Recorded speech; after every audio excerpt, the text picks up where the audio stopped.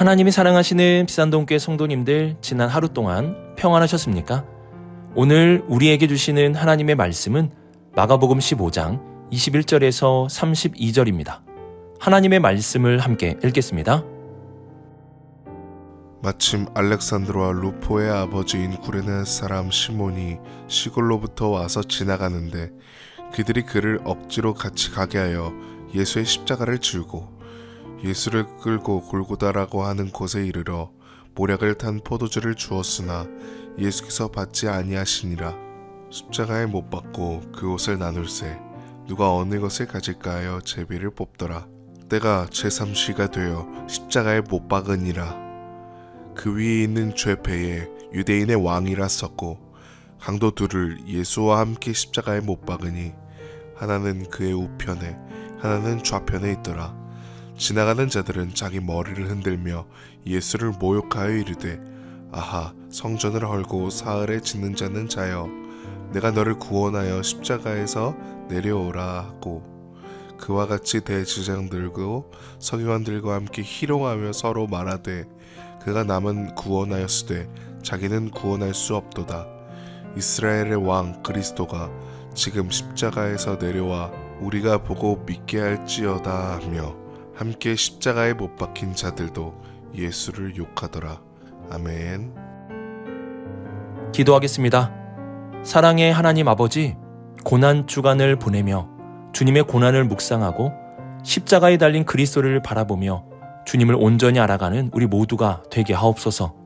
십자가에서 주님의 의로움을 보게 하시고 십자가에서 주님의 영광을 바라보며 십자가의 길을 걸어가는 우리 모두가 되게 하옵소서. 이 모든 말씀 우리 주 예수 그리스도의 이름으로 기도드립니다. 아멘.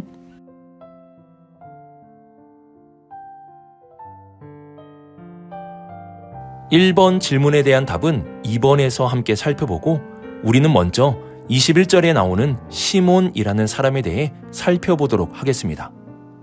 구레네 사람 시몬은 예수님의 십자가를 억지로 지었던 사람이라고 많이 알려져 있습니다. 그래서 어떤 사람들은 십자가를 억지로라도 지면 은혜를 받을 수 있다고 말하기도 합니다. 하지만 십자가는 억지로 지는 것이 아닙니다. 예수님은 자기 십자가를 지어야 한다는 말씀을 하셨는데요. 여기서 자기 십자가라는 것은 억지로 지는 십자가가 아니라 주님을 따르는 제자라면 누구라도 기꺼이 지어야 하는 십자가를 말하는 것입니다. 그래서 십자가는 억지로 지는 것이 아니라 기꺼이 지어야 하는 것입니다. 그러면 마가는 왜 시몬이라는 사람이 예수님의 십자가를 지게 되었다는 것을 기록한 것일까요? 우선 마가의 기록을 보면 그냥 시몬이라는 사람의 이름을 기록한 것이 아니라 그가 알렉산더와 루포의 아버지인 구레네 사람 시몬이라고 구체적으로 설명을 하고 있습니다. 이는 어떠한 사건이 실제로 일어났다는 것을 알려주기 위한 고대 역사가들의 서술 방식 중에 하나였습니다. 또한 여기서 루포라는 사람은 당시 교회에 많이 알려진 실존 인물이었습니다. 로마서 16장 13절을 보시면 주 안에서 택하심을 입은 루포와 그의 어머니에게 문안하라. 그의 어머니는 곧 내 어머니니라고 말씀하고 있습니다. 바울은 루포의 어머니를 자신의 어머니와 같이 생각했습니다. 그만큼 루포의 가족은 바울의 사역에 헌신적이었고 바울이 의지할 만한 소중한 가족이었습니다. 이러한 가족은 당시 여러 교회들에게 소문이 날 정도로 알려져 있었습니다. 아마 구레네 사람 시몬이 예수님의 십자가를 지게 되는 것이 인연이 되어 초기 기독 공동체와 깊은 관계를 맺게 되었고 그의 가족 전체가 그리스도인이 되어 교회 사역에 큰 도움이 되었음을 알 수 있습니다. 마가는 교회 공동체가 잘 알고 있는 루포라는 사람과 그의 아버지 구레네 사람 시몬을 언급하며 예수님의 십자가 사건을 설명하고 있습니다. 왜냐하면 예수님의 십자가 사건이 실제로 일어났다는 것을 분명하게 알려주어야 했기 때문입니다. 쉽게 말해서 예수님의 십자가 사건이 실제로 일어났고 지금도 그의 아들들이 살아있으니 그들에게 물어보라는 의미를 담고 있는 것입니다. 예나 지금이나 교회에 계속 위협이 되고 있는 것이 있는데요. 그것은 예수님을 신화 속의 인물처럼 만들려는 시도들입니다. 실제로 예수님이 이 땅에 오시지 않았다고 말하는 것이죠. 만약 예수님이 실제로 오시지 않았다면 그분이 우리를 위해 죽으신 대속의 은혜도 그냥 이야기에 불과한 것이 될 것입니다. 그래서 교회는 십자가의 복음을 지키기 위하여 예수님의 역사성, 그분이 실제로 십자가에 죽으셨다는 이 사실을 기억하고 전승하기 위한 엄청난 노력을 하였습니다. 그 중에 하나가 이렇게 구체적으로 이름을 기록하는 것입니다. 사도신경에서도 빌라도라는 이름을 기록하므로 예수님이 실제로 십자가에 죽으셨다는 사실을 기억하게 하였습니다. 교회는 예수님에 관한 복음을 지켜서 다음 세대에게 올바르게 전달해 줄 사명이 있습니다. 우리도 다음 세대들에게 복음을 잘 전달해 주어야 합니다. 2000년 동안 교회는 이것을 잘 해내었습니다. 세상의 어떠한 타협과 위협 속에서도 흔들리지 않고 순전한 복음을 지켜내었습니다. 이제는 그 복음을 지키는 사명이 우리에게 주어지게 되었습니다. 그러면 복음을 어떻게 지킵니까? 첫 번째로는 증인들의 증언을 잘 보존해야 합니다. 예수님의 십자가와 부활을 목격한 사도들의 증언을 잘 지켜내야 한다는 것입니다. 이는 성경을 지켜내야 한다는 뜻과도 같습니다. 그리고 한 가지가 더 있습니다. 그것은 사도들의 증언을 믿음으로 우리도 이 땅에 증인이 되어 살아가는 것입니다. 사도행전 1장 8절 보시면 성령님이 임하시면 우리가 이 증언을 전하는 증인이 되게 하신다고 말씀하고 있습니다. 이렇게 사도들이 전해준 증언을 간직하고 우리가 이 증언을 증거하는 증인이 되므로 복음을 지키는 것입니다. 교회는 예나 지금이나 예수 그리스도에 관한 복음의 파수꾼이 되어야 합니다. 알렉산더와 루포의 아버지 구레네 사람 시몬을 통해 예수님의 복음을 지키려 했던 마가와 같이 수많은 이단들과 박해 속에서도 예수 그리스도의 복음의 순전함을 지키려고 했던 교회의 역사와 같이 우리도 복음의 파수꾼이 되어 예수 그리스도에 관한 증언을 지켜내고 주님의 증인이 되어 다음 세대에 전달하는 삶을 살아갈 수 있어야 하는 것입니다.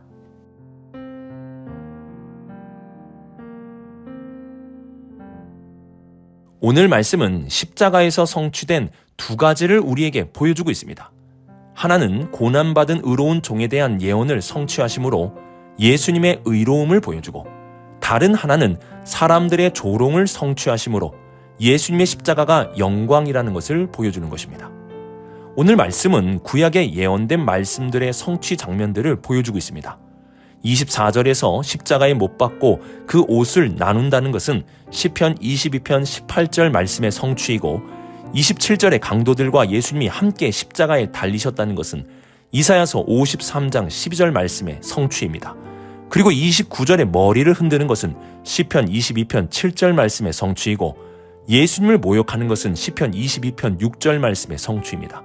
31절의 대제사장들과 서기관들의 희롱하는 말, 그가 남은 구원하였으되 자기는 구원할 수 없도다 라는 말은 시편 22편 8절 말씀의 성취입니다. 이렇게 오늘 말씀에 예수님을 향한 조롱과 모든 행동들은 구약 성경에 기록된 말씀의 성취입니다. 이 모든 말씀은 의로운 자에 대한 고난을 예언한 말씀입니다. 그들은 자기들이 예수님을 못 박았다고 자랑스럽게 생각할 수 있을지 모르지만 하나님은 예언의 말씀을 주시고 그 말씀대로 예수님을 십자가에 내어주심으로 예수님이 의로운 분이시라는 것을 분명하게 보여주고 있는 것입니다. 우리는 오늘 말씀을 통해 십자가에서 죄인으로 죽으신 주님이 아니라 예언의 성취대로 죽으신 의로운 주님을 바라볼 수 있어야 하는 것입니다. 그리고 32절을 보시면 이스라엘의 왕 그리스도라고 예수님을 희롱하고 욕하는 모습을 보여줍니다. 이들의 이러한 예수님에 대한 조롱은 그대로 성취가 되었습니다. 이들은 이러한 일이 일어날 수 없을 것이라고 조롱했는데 하나님은 십자가에 달린 예수님을 부활하게 하심으로 이들의 말을 그대로 이루어 주셨습니다. 예수님은 이스라엘뿐만이 아니라 모든 이름 위에 뛰어난 이름이 되셨고 만왕의 왕이 되셨습니다. 예수님을 향한 조롱을 성취하심으로 하나님은 십자가의 사건을 영광스럽게 만드셨습니다. 예수님을 믿는 사람들도 때로는 조롱을 받을 때가 있습니다. 제가 받은 것 중에는 예수님을 믿으면 밥이 나오냐 떡이 나오냐 라는 조롱 섞인 말을 듣게 되었습니다. 그들은 예수님을 믿어봐야 먹을 것이 없을 것이라고 조롱했지만 주님은 지금까지 저의 삶에 부족함이 없게 그 조롱의 말들을 이루어 주셨습니다. 먹을 것이 나오게 하셨고 떡도 거의 매주 예배 때마다 나오게 하셨습니다. 하나님은 예수님을 향한 조롱의 말을 이루어 주심으로 조롱한 자들을 부끄럽게 하셨고 조롱받은 그리스도는 더욱 영화롭게 만드셨습니다. 우리는 십자가에서 성취된 이 두 가지를 볼 수 있어야 합니다. 예언의 성취를 통해 주님의 의로우심을 보아야 하고 조롱의 성취를 통해 십자가의 영광을 보아야 합니다. 십자가는 주님의 의로우심을 보여주고 주님의 놀라운 영광을 보여주는 것입니다. 이것이 십자가에서 우리가 꼭 발견해야 할 것입니다.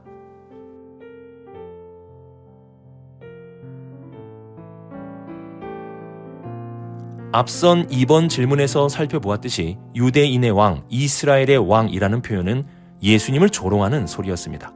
하지만 하나님은 그 조롱하는 소리를 성취하심으로 조롱한 자들을 부끄럽게 하시고 조롱받으신 그리스도는 더욱 영화롭게 하셨습니다. 주님은 이러한 말씀을 제자들에게 해주셨는데요. 의를 위하여 박해받는 자는 복이 있나니 천국이 그들의 것임이라.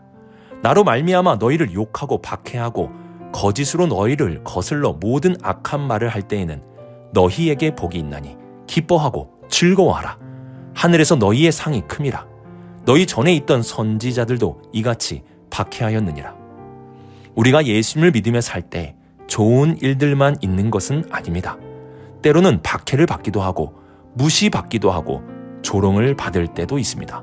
그러나 주님은 그 조롱과 박해가 주님을 위한 것이라면 기뻐하고 즐거워하라고 말씀하십니다. 복이 있는 것이라고 말씀하십니다. 왜냐하면 이것이야말로 우리가 그리스도를 닮고 있다는 뜻이고 그리스도를 닮고 있다는 것은 곧 하늘의 상급이 매우 크다는 것을 뜻하기 때문입니다. 혹시 우리 성도님들 중에 주님으로 인하여 조롱을 받으신 분이 계십니까? 주님으로 인하여 박해를 받으신 분이 계십니까? 주님의 말씀으로 위로와 소망을 드립니다. 기뻐하고 즐거워하십시오.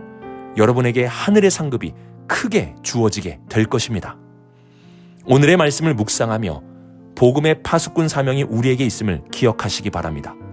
지금까지 지켜낸 복음을 다음 세대에 잘 전달하여 주님이 다시 오시는 그날까지 순전한 복음을 잘 지켜냅시다. 또한 오늘 예수님의 십자가 사건을 통해 의로운 자의 고난에 대한 예언이 성취되었다는 것과 조롱의 말이 성취되었다는 것을 기억하시기 바랍니다. 주님은 의로운 자이시며 영광을 얻으신 하나님의 아들이십니다.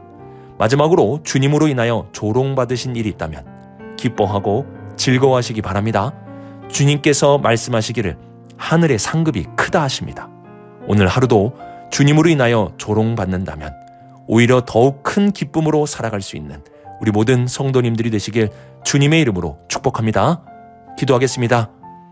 사랑의 하나님 아버지, 우리에게 복음 주시고 그 복음의 파수꾼이 되게 하심에 감사드립니다. 지금까지 복음을 지켜온 교회의 사명에 따라 우리도 복음을 지키는 복음의 파수꾼으로 살게 하옵소서. 또한 주님의 십자가를 통해 주님의 의로우심을 보게 하시고 주님의 영광을 바라보게 하옵소서. 우리의 삶 가운데 주님으로 인하여 조롱받는 일이 있다면 오히려 기뻐하고 즐거워하는 마음을 주옵소서. 오늘도 주님의 고난을 묵상하며 우리의 사명을 발견하고 주님의 의로움과 영광을 그리고 하늘에 주어질 상급을 바라보며 살게 하여 주옵소서. 이 모든 말씀 하나님의 아들 우리 주 예수 그리스도의 이름으로 기도드립니다. 아멘.